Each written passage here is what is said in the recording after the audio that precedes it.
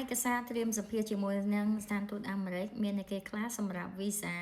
គូដណ្ដឹងឬក៏ K1 K2 ឬក៏ fiancé visa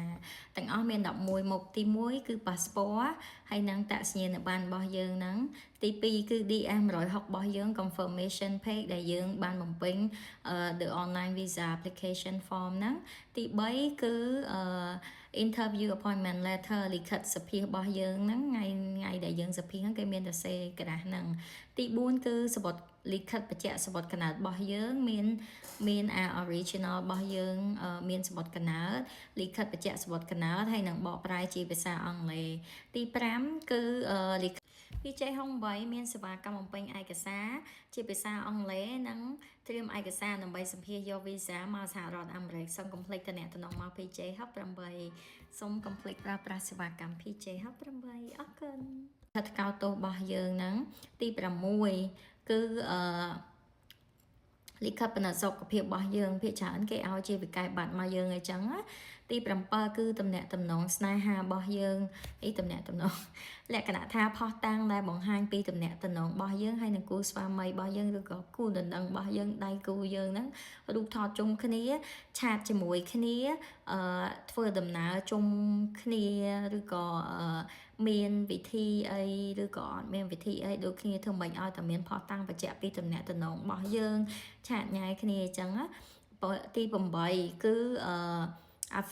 affidavit of support form I និយាយលេងច្បាស់ I 134អ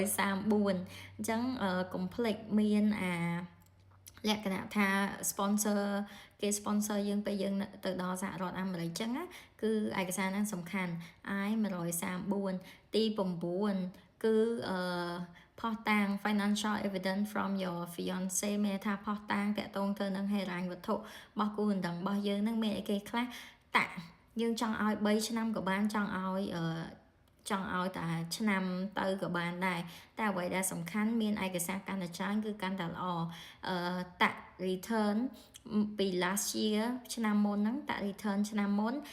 W2 ឬក៏1099 3ឆ្នាំយើងរាប់ឆ្នាំទៅហើយនឹង pay sub មានន័យថាប្រាក់ខែគាត់ប្រចាំគេមានប្រចាំអាទិត្យពីអាទិត្យបើកម្ដងឬក៏ប្រចាំខែបើម្ដងអីយើងព្រិនអាហ្នឹងចេញមកដែរហើយ employment letter ហ្នឹងកន្លែងធ្វើការរបស់គាត់ដែលបញ្ជាក់ថាគាត់ធ្វើការនៅកន្លែងហ្នឹងអីចឹងណាទី10គឺយើងយករូបថតទៅសកួរដែរ5x5 ផ្ទៃពណ៌សដាក់នៅស្ថានទូតយើងយកទៅសកួរទៅគឺក្នុងករណីដែល visa រូបថតយើង submit នៅក្នុងតាម online វា error អីចឹងទៅ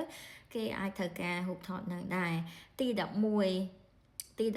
គឺលិខិតបញ្ជាក់ភាពនៅលាវឬក៏យើងធ្លាប់លេងលះពីមុនមកមានយើងត្រូវបកប្រែជាភាសាអង់គ្លេសដែរអញ្ចឹងណាអូខេមានឯកសារ11មុខហ្នឹងគឺអាចធ្វើការចុះសភាបានហើយបើសិនបើយើងប្រកបហើយ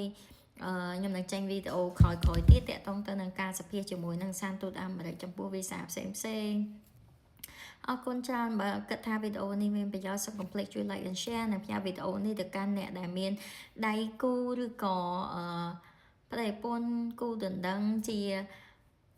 ជនជាតិអាមេរិកាំងឬក៏ខ្មែរកាត់អាមេរិកាំងគៀមសភាដើម្បីយកវីសាមកសហរដ្ឋអាមេរិកហើយកុំបាក់ទឹកចិត្តការសភា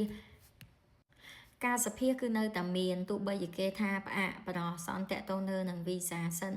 ក៏ដោយក៏យើងត្រូវតែតស៊ូដែរកុំភ្លេចជួយ like and share វីដេអូនេះហើយចែករំលែកវីដេអូទៅកាន់អ្នកដែលចិត្តសភាទាំងអស់គ្នាសូមឲ្យសំណាងល្អគេសួរអីឆ្លើយដល់ស្មោះត្រង់អីចឹងខ្ញុំនឹងចេញវីដេអូក្រោយទៀត10សំណួរដែលគេពេញនិយមគឺតែងតែសួរតែម្ដងបាយបាយ